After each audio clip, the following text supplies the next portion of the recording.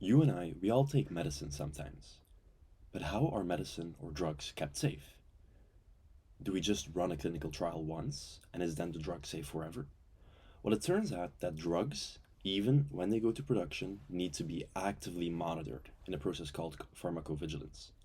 For example, every week, drug safety experts spend a lot of human effort going through the latest biomedical research and filling in detailed adverse drug event reports. And the timely and accurate submission of these reports is absolutely vital for public safety. If or when something goes wrong with a drug in production at scale, we need these reports in order to be prepared.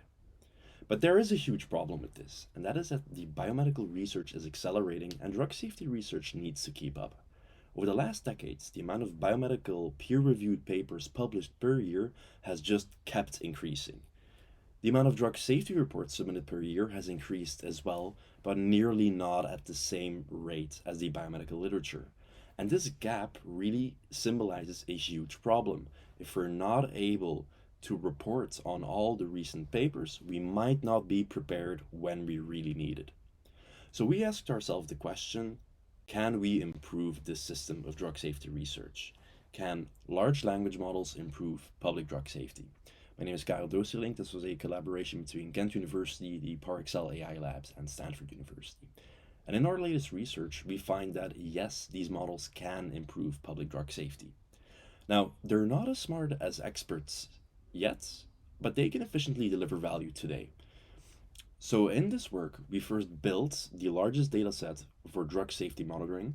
We train and evaluated our own models, and we demonstrate how they can be used today. So let's start with our data set. We introduce Biodex. Biodex is a large-scale biomedical adverse drug event extraction data set. Biodex consists of medical papers and associated expert-created drug safety reports. These reports are incredibly detailed and contain a lot of information about the patient, the seriousness, the drugs taken, the dosages, the reactions, and the outcomes. Our dataset is truly huge. We have 65,000 biomedical abstracts and 19,000 biomedical full text papers. In total, over 250,000 expert created drug safety reports are associated. Now, before we start using this resource to tackle this important issue of the drug safety research needing to keep up, let's first consider what actually are large language models. Now, for the purpose of this work, we're going to keep it really simple. Let's think of large language models as predicting the next word. Given a prompt such as the sky is, a likely continuation under the model would be blue. And in this work, we will use large language models to fill in new reports. The idea is that we can give these models really a very complicated long paper, and the model should then output a report much like a human pharmacovigilance expert would. So before we start training and evaluating models, let's first consider how good are humans actually at this task. So luckily, our dataset features a bunch of duplicates. These are paired reports that originate from this same paper, but they were filled in by different humans independently. By comparing these paired reports, we can estimate how good human performance is at this task. And in our work, we find that human performance is lower bounded by 72% F1.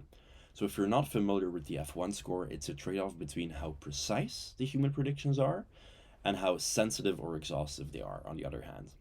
So now we know what human experts perform like, and we need to keep this in mind when we start developing models.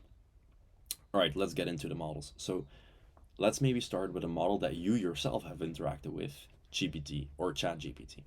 What it turns out actually that on our task, ChatGPT kind of struggles. And to see why, I'll have to show you how you typically use such a system for a specific task.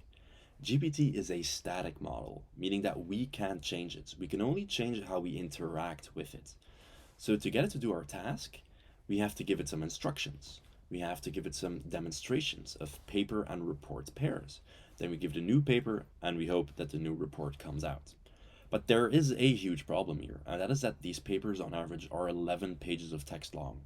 Now, GPT is really one of the biggest and baddest machine learning models, but even GPT can only handle 71 pages of text in the limit.